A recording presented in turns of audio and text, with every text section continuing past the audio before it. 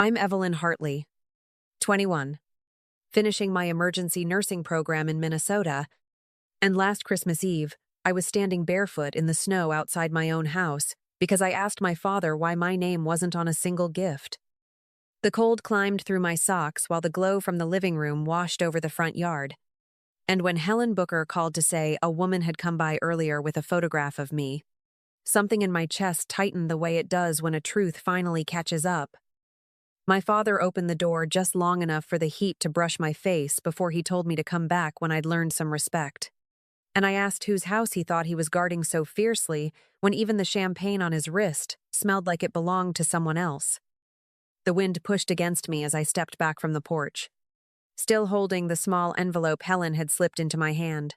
And inside was a single line written in a firm, familiar script that read, "If you're holding this, my letters never reached you."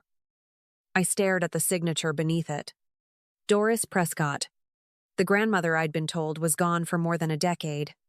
And the silence around me shifted from the kind that stings to the kind that warns. Helen's voice cracked through the static of the cold when she whispered that the woman was coming back tonight. And the timing felt too sharp to be coincidence. Like the kind of timing that follows secrets rather than seasons. The house behind me pulsed with laughter that didn't break for anything. Not even the sight of a daughter locked outside in -15. And my breath hung in front of me as I stepped farther from the porch light and closer to whatever waited at the curb.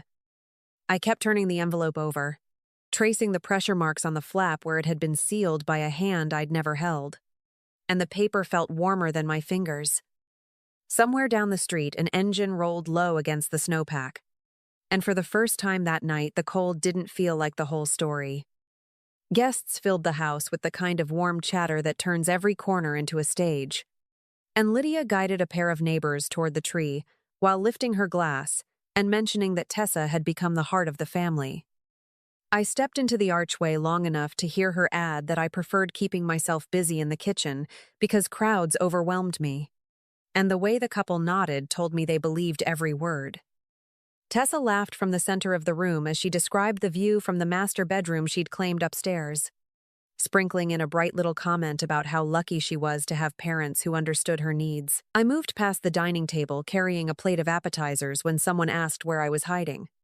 And Lydia gave a soft smile as she said, "She's more comfortable helping than celebrating," letting the sentence fall neatly between us as if we all agreed on who I was supposed to be. The guests turned back to the conversation without another thought, and the lights on the garland flickered against the polished wood like nothing in the room had ever belonged to my mother. I heard Tessa's voice drift again about the renovations she wanted for her room, and her hand swept toward the staircase with the ease of someone gesturing to property already written in her name. I waited until the gift pile under the tree had thinned before asking my father why none of the tags had mine on them. And he didn't bother lowering his voice when he told me not to start something in front of people who'd come to enjoy themselves. Lydia touched his arm with a tremor that always appeared when she needed sympathy and whispered that I'd been tense all week, letting her words coil around the room like they were part of a familiar script. I felt the eyes that turned away rather than meet mine. And the shift in the air carried the same weight as the pressure of his hand on my shoulder when he told me to step outside if I couldn't keep my tone in check. I told him I wanted to be treated like part of the family, and the grip on my arm tightened just enough to make the decision for both of us as he pulled me toward the entryway. The door opened to a rush of cold that hit my face before the sound of the party folded neatly in behind us. And his final warning about respect hung in the narrow space between my breath and the falling snow. The deadbolt slid into place with a clean, practiced click. And the noise from inside rose again as if the house had never lost a daughter to the front porch. The envelope in my hand softened at the edges as the heat from my fingers bled into the paper. And when I pulled it open, the single line inside read, "If you're holding this, my letters never reached you." Written in a script, steady enough to feel like someone calling my name through 12 frozen years. Snow tapped against the porch rail while I stared at the signature beneath the message. Doris Prescott. The grandmother my father insisted was gone long before I was old enough to understand what loss meant. And the weight of that lie settled with the same clarity as the deadbolt that had clicked behind me minutes earlier. Helen's porch light flickered on across the street as she stepped outside to murmur that the woman had asked her to pass that note along and was on her way back tonight. Her voice landing with the sharpness of someone who had seen enough to know this wasn't a visit you ignored. I looked toward the living room windows where silhouettes moved without hesitation, and the truth that no one inside had glanced toward the porch after the door shut made the message in my hands feel less like a question and more like an answer. Ice gathered along the tips of my hair while I smoothed the fold of the note and tried to picture a woman who had written to me year after year without a single reply. And the silence of that realization carried the same measured rhythm as the party laughter spilling through the walls behind me. The street stretched out in a dark line between snowbanks, and a slow-building hum rose at the far end as headlights swept the curve. Dim at first, before sharpening toward me like the kind of timing that doesn't wait for permission. The engine deepened into a low, deliberate rumble as a black limousine eased to the curb, and the sweep of its headlights cut across the snow with the kind of precision that made the envelope in my hand feel suddenly heavier. The rear door opened after a measured pause, revealing Samuel Briggs stepping out first with a leather briefcase held close, and he glanced toward the house before turning enough for the woman behind him to place her hand on the doorframe. Doris Prescott emerged with a white coat draped over her arm and a steadiness that carried through the cold when she crossed the yard to tell me, without hesitation, that whoever declared her dead must have been very confident I'd never learn the truth. I felt the warmth of her coat settle around my shoulders as she studied my face with a tenderness that contrasted sharply with the laughter drifting from the windows behind us. And the quiet between us shifted when I managed to ask why she'd come now of all nights. Her answer landed with the clean certainty of someone reclaiming ground that had always been hers when she murmured that she'd spent 12 years trying to reach me and wasn't leaving me on a porch that didn't belong to the man who'd locked me out. Samuel adjusted his grip on the briefcase as if readying the next step, and the limo's interior light dimmed behind him with the soft finality of a door that closes only after the right person steps through. Snow gathered at the edges of my socks as Doris guided me toward the walkway, and the glow from the living room flickered across her expression in a way that made the contrast impossible to ignore. She glanced at the front door as she told me we were going inside to finish what should have been finished years ago, her voice carrying the same even tone as the pen strokes on the note that had brought her back into my life. The porch light snapped on at that exact moment, sharp and uninviting. But Doris didn't break stride as she reached for the railing and added that no one who abandons a child in sub-zero cold gets to control the narrative once the rightful owner arrives. Richard opened the door with a stiffness that faltered when he saw Doris at my side, and the room behind him shrank into a hush as she stepped past the threshold and told him the night would go differently now that the rightful owner had arrived. Lydia straightened near the dining table with a hand pressed to her collarbone, while murmuring that this was an unfortunate misunderstanding, and Tessa hovered near the staircase as if the shadows there could shield her from what was coming. Samuel moved beside Doris with the briefcase angled toward the candlelit spread, and the guests nearest the table quieted when Doris instructed him to place the documents where everyone could see them. The hum of the party collapsed when the deed hit the table with a soft thud, and Doris looked directly at Richard as she explained that the house standing around us had been purchased under her name in 2008 as a gift for her daughter, not for a man who had used it like a stage to rewrite history. Richard lifted his chin with an edge that always surfaced when he felt cornered and insisted the bills were in his name and the property had been his responsibility for years.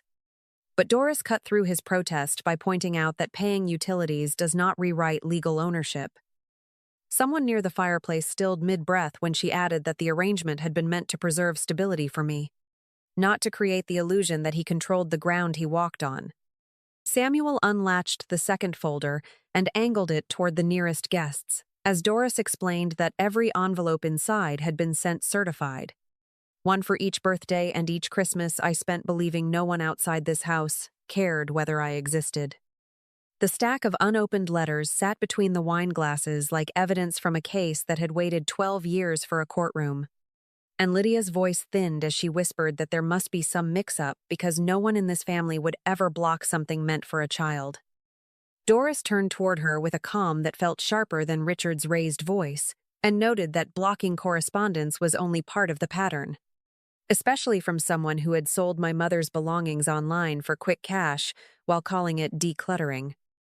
Tesson's posture shifted when Doris addressed her next, and the tremor in her breath was loud enough for the nearest guests to hear as Doris asked whether she thought it was appropriate to occupy the room of a woman she'd never met and then describe it as her sanctuary to half the neighborhood. Tessa faltered with a fragmented claim that she hadn't known the room mattered. And the weight in the air hardened when Doris replied that ignorance was convenient for anyone who preferred comfort over conscience. A neighbor near the tree stepped back when Richard tried to regain authority by announcing that Doris was manipulating me. But his words wavered as he gestured toward the stack of returned mail and asked why they looked unfamiliar if no one had hidden anything. The guests watched him with the kind of stillness that settles when people witness a story unravel in real time. And the silence deepened when Doris told him he'd locked his daughter outside in sub-zero cold while hosting a party in a house that wasn't his to defend. Richard attempted to object again, but the tension at the table moved faster than his voice, as Samuel pointed out that Minnesota law provided no tenancy protections for someone living indefinitely without a lease, especially not someone who had knowingly concealed certified mail. Lydia shifted her stance when the implication landed, and the sympathy she typically leaned on dissolved as she looked around and realized the room no longer played along with her softness. I stood near the doorway with the coat wrapped around my shoulders as Doris instructed Samuel to prepare the formal notice reclaiming the property. And the murmurs among the guests gathered strength when she explained that the deadline would be 21 days. The chandelier above the table cast a glow across the deed, the letters, and the truth laid bare. And the sound of footsteps retreating toward the hallway told me some guests preferred leaving before the confrontation carved any deeper. Richard reached for the edge of the table as if he needed something solid to anchor himself. But the weight of the documents made it clear that the ground he'd counted on was already shifting. Richard tried to reclaim the room by insisting everything had been blown out of proportion, and he reached toward the stack of letters as if touching them might soften what they proved. But the strain in his voice tightened when I stepped closer and told him the truth didn't need softening when it was cold enough to freeze a child outside.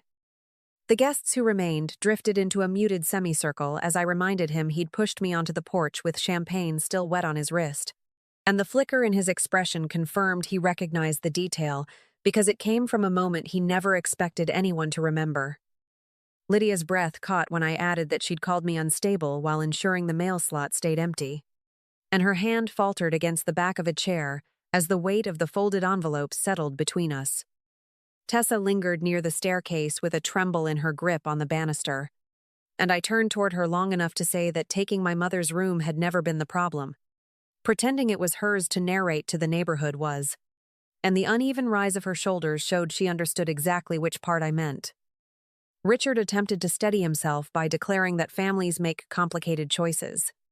But the strain behind the words broke when I told him he'd made choices for the sake of convenience, not family, and every person in the room had watched him do it. The chandelier cast a pale arc against the deed on the table as Doris reminded him the 21-day timeline wasn't negotiable, and the way his jaw tightened revealed the first flicker of someone realizing the consequences had already started. The guests shifted again when I stepped beside Doris and thanked her for reclaiming the house that should never have been used as a prop. And the uneven shuffle of Richard's feet behind me marked the moment he understood. I wasn't asking for space. I was taking it. Lydia tried to recover her composure by murmuring that this wasn't the time for harsh endings. But her voice thinned when I told her endings only feel harsh to the people who built comfort out of someone else's silence. The temperature in the room settled into a quiet that no one dared interrupt as Doris touched the briefcase and instructed Samuel to finalize the documents. And the scrape of his pen across the paper carried the weight of something irreversible. I moved toward the doorway with the coat still wrapped around my shoulders, and the shift in the floorboards behind me echoed the unraveling certainty of the people who had once stood between me and the truth. Richard reached out as if he meant to catch the moment before it left him, but he stopped short when I told him I wasn't stepping outside this time. I was stepping out. The cold air met me with less bite than before as I crossed the threshold on my own terms, and the muffled sounds inside the house faded into the quiet recognition that what had once held me hostage no longer had a claim on where I stood.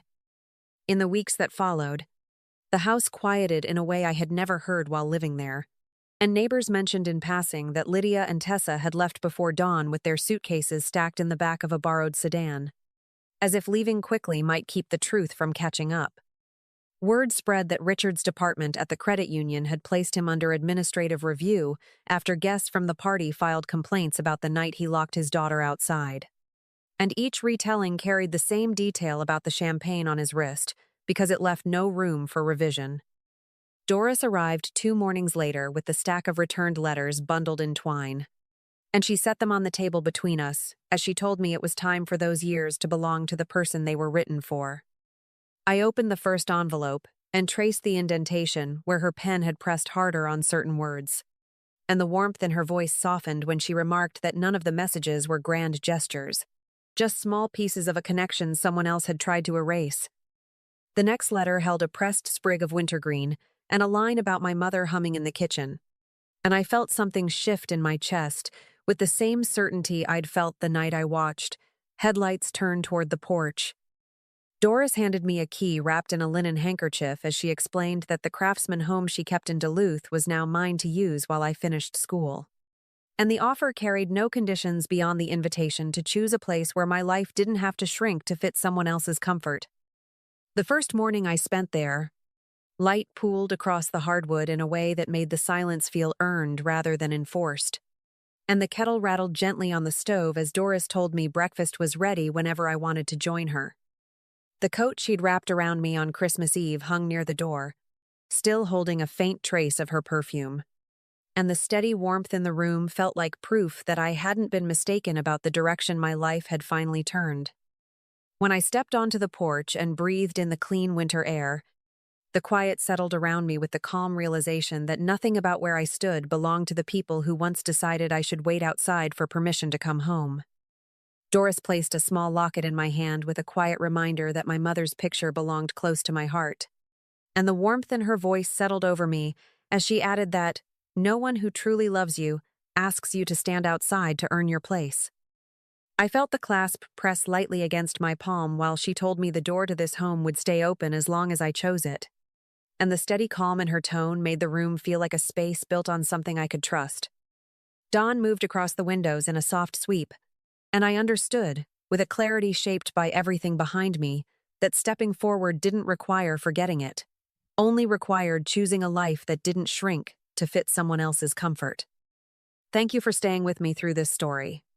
If any part of it echoed something in your own life, I hope you find the warmth and steadiness you deserve, wherever your next beginning waits.